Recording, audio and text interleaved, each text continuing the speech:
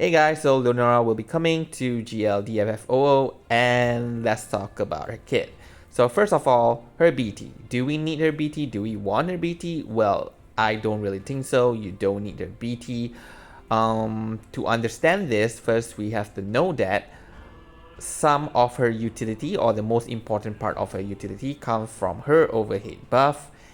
And what does her overhead buff do is that she stores heal. So every time she heals from regen, from burst healing, the number on her overhead buff increases. So without her BT, it increased up to like about 180, 190, or sometimes slightly over 200,000. With her BT, it can go all the way up to 999,000. And now with her overhead, her LD and her follow attack is based on the number stored, and there will be a multiplier. So often if you have about 180 or 200, assuming without her BT, her follow-up attack or her LD will be doing about 500-600 thousand damage, right? So it's something like Astos. So Astos, you can get it all the way up to 999. So without her BT, she does about 500 and 600, and that actually scales with HP damage up.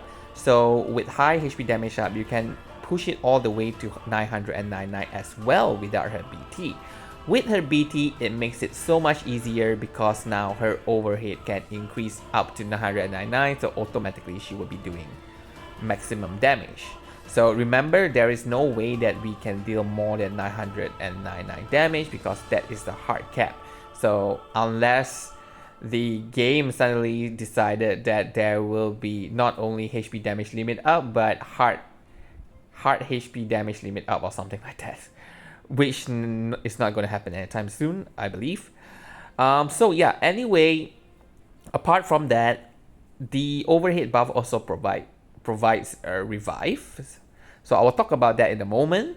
So when the unit dies and when she revives them, it will consume the charges or the number that is stored in her overhead buff. But with her BT, then it doesn't consume, right? So you don't have to rebuild it back up. So basically her BT just boosts her utility, making it slightly easier, but most of the time you won't even be relying on it. Like, you probably won't want your party to die, and since you can deal 999 even without her BT, then there is just no need to get her BT, right? Obviously, there is another loss in terms of the 30% HP damage limit up, which is very common in all BT that we will be getting. So without her BT, she cannot grant 30% HP damage limit up to the party, but that is fine. You will still be able to complete fight, so you don't have to worry about that. So I would really say, if you want to play, and even if you like Leonora, you actually don't need her BT for her to be really effective. Okay, so Leonora's kit. She is obviously a healer. She's an aura bot, so she provides a lot of stats up to the party. Then all support unit now comes with battery, and then she can revive, but her revive is a bit special. So I will talk about how the revive actually works. And she's an LD nuker, so I believe a lot of people is hyping over Leonora because of her high damage output, which I don't really see her as a DPS at all. I do consider Ignis as a DPS unit, but I do not consider Leonora as a DPS unit because her BT phase will not be doing as much damage as an actual DPS unit, or even higher than Ignis. But her LD hits really hard, so if you watch some of my video, I use Luna Freya Call to give Leonora consecutive turn, or if you are a whale, you have Crystal Ability 3, and you can grant her multiple turn, you can get HP damage bonus up to 999, and you just spam LD, LD, LD. That hits really hard. Okay, so if you want to use her as DPS, that is a very viable strategy to go for. So let's talk about some of how, obviously, the way we can use her kit. First of all, her FR is based on active special effect, and that refers to the overheat buff. So some unit doesn't have an overheat buff. So if they do not have an overheat buff, then Leonora's FR is actually not generic. Okay, but if you bring a whole party with overheat buff, then it is fine. So the other condition is own HP at least 100%. So that is rather easy to fulfill. So that 40% is pretty much guaranteed. But anyway, her FR also lacks the 50% HP damage limit up, and now we like to plan our FR, basically the FR that we will be activating, at least have 50% HP damage limit up. So I wouldn't recommend her FR as main. If you want to use it as Echo, that will be the way to go. So her overheat buff grants her the ability to revive, and it only happens at the start of her turn. So if the enemy attacks and your unit dies, they do not instantly revive. So for example, if you are using Rosa and Rosa prayer buff, so when one of your unit dies, the buff activates and they instantly revive. Okay, so Leonora, it doesn't work that way. So when exactly is during the start of Leonora's turn. So it has to reach her turn. So if she dies, then that's it. Yeah, so it has to be during her turn, and then before you can even click any of the buttons, automatically your party will revive. Okay, so this is how it works. So do not freak out if all of a sudden like your unit dies and like, hey, why are they still dead? So that is because of her. That is basically how they program her ability to be. But again, right, when it comes to revive, probably at this time in Shinryu, you probably will not plan for your unit to die in the first place. Do note that when your unit die, you lose the BT effect, calls, all those things is gone. So yeah. And why do I say like at this point you do not rely on revive anymore? Because there's so many characters that provides like defensive mechanism, and really good one like Ram have immortality for the party. We have like Baltier that just stop the enemy from dealing damage, and that goes to, okay, I can't remember, but I believe there's other buff, debuff as well, that makes enemy hit 0 damage. Apart from that, we also have like HP silence like Pain, even Arciela, who is coming soon.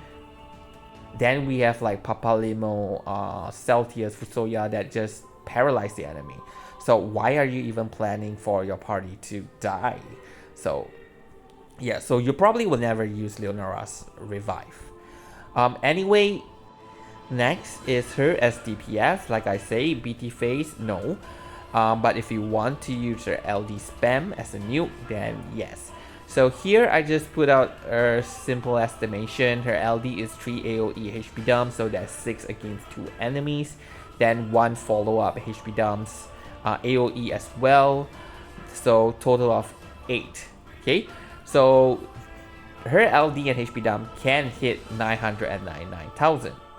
So if we consider that most unit is dealing about 250 to 350 HP dumps, so technically Leonora is doing somewhere between 3 to 4 HP dump for each HP dump that she is doing when she's using her LD.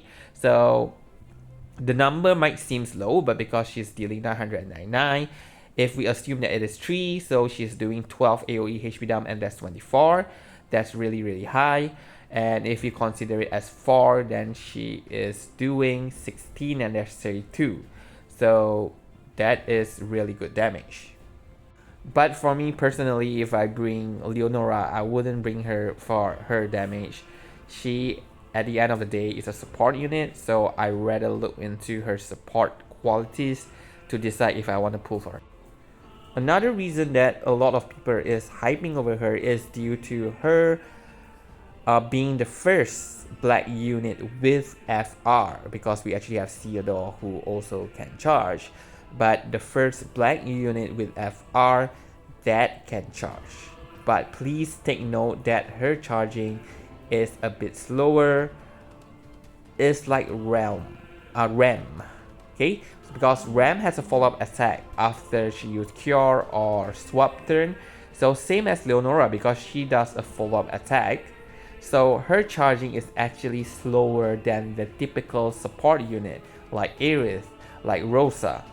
So one thing about charging is that the reason why I valued charging really high back then is because the enemy has force time that just prevent us from dealing damage. So usually if they activate force time and we have nothing to cancel their force time, then we probably will not be able to complete the fight.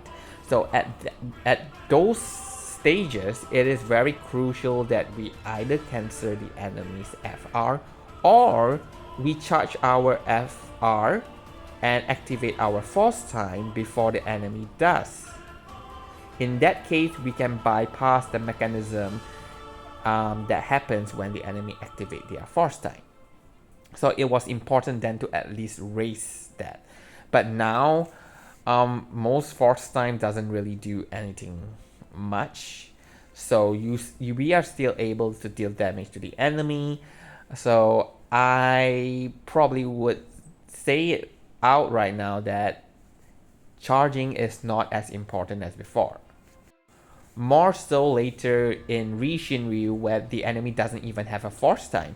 They will do force attack and the gauge will go back to 0, charge back to 100, force attack go back to 0. So in this case, you probably want a better defensive utility rather than outcharging the enemy force time. And lastly is that with FE50, sometimes you don't even need to use charge, you just use your skill normally. You can already outcharge the enemy and activate your force time. So yeah, don't pull her because she's a Black Crystal Charger.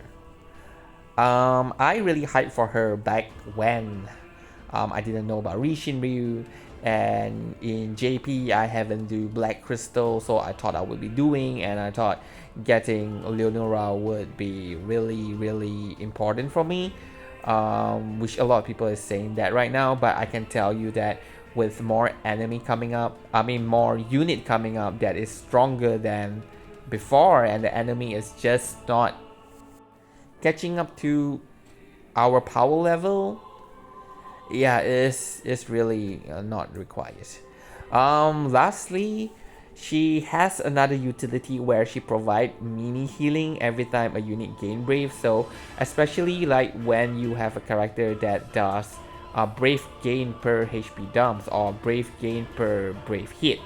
So you will notice that there will be another number which is actually healing that will trigger when you are gaining brave, but that is only if your unit is damaged, so their HP is not full, and when they attack or something, then due to the brave gain you will get HP as well.